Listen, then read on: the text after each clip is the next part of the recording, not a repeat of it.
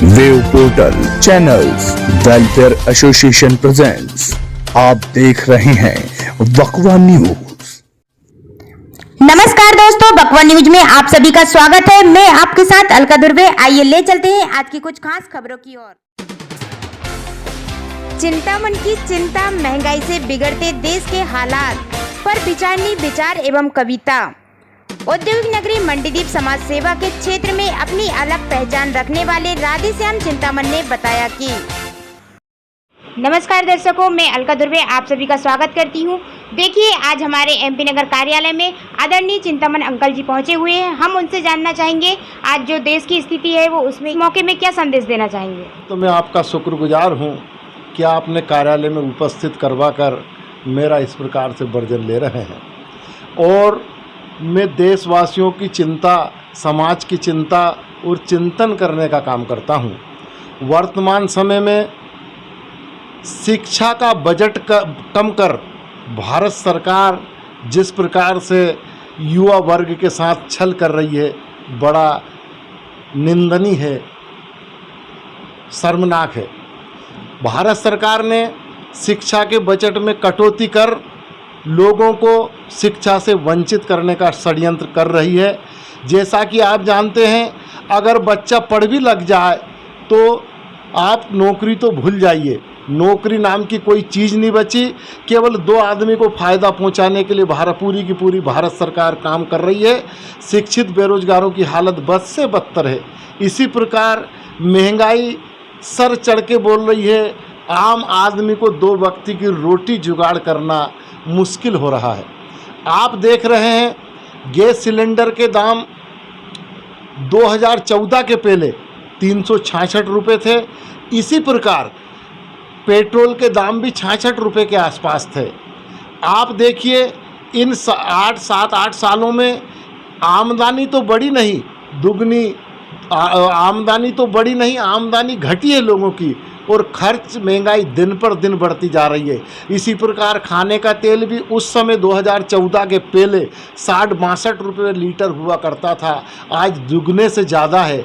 इस वक्त पर मैं 2 लाइन सुनाना चाहता हूँ कविता के माध्यम से कि जनता फंस गई भैया मोदी की चतुराई में, कमर तोड़ महंगाई में, कमर तोड़ महंगाई में।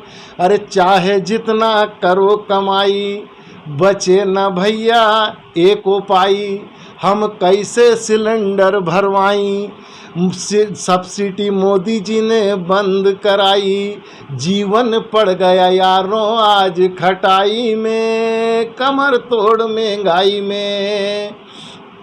गली गली में एक ही चर्चा, और पुर नहीं रहा है घर का खर्चा, बीबी बना रही है पर्चा, घर में नहीं है धनिया मिर्चा, जीवन पड़ गया यारो आज बदहाली में, कमर तोड़ महंगाई में। अरे जीएसटी और नोटबंदी का देखो खेल, जीएसटी और नोटबंदी का देखो खेल, 100 रुपये से ऊपर बिक रहा है डीजल और पेट्रोल,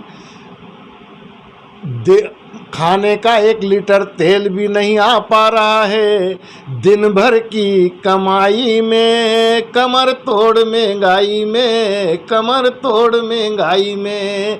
जनता फंस गई भैया मोदी की चतुराई में, कमर तोड़ महंगाई में। जय हिंद कर रही है।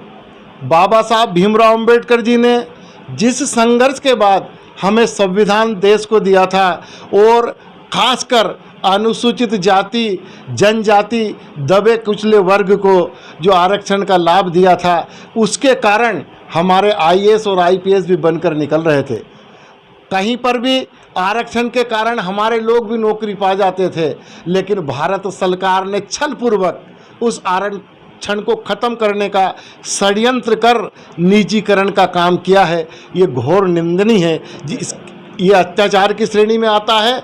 और वर्तमान भारत सरकार तो ये भी इरादा रखती है कि संविधान ही ख़त्म करें, लेकिन बता देना चाहता हूँ कि अनुसूचित जाति वर्ग और बाबा साहब के अनुयायी खुद मिट जाएंगे, अपितु संविधान को मिटने नहीं देंगे देश में।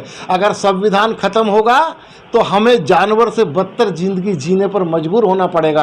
आज अगर इंसान की अगर ज़िंदगी जीते हैं, इसका श्रेय किसी धर्म विशेष को नहीं जाता। हिंदू धर्म में तो हम पहले भी थे, धर्म तो पहले भी था, अपितु धर्म के नाम पे तो हमारा अनादर होता रहा है। केवल बाबा साहब के संविधान की वजह जो मिला है, जो कुछ भारत के संविधान की वजह मिला है, आज संविधान खतरे में है। बड़े दुख की बात है।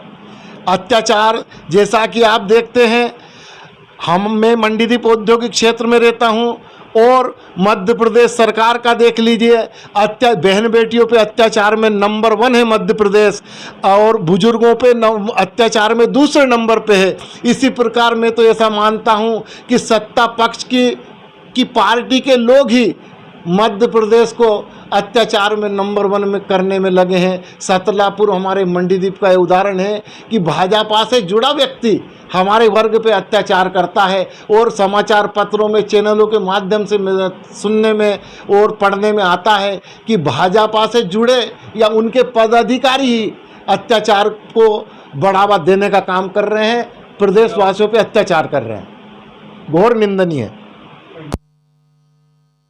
क्या आप एक यूट्यूबर हैं? क्या आप चाहते हैं शासन से गाइडलाइन? क्या आप चाहते हैं वैधानिक तरीके से यूट्यूब चैनल को मिले मान्यता?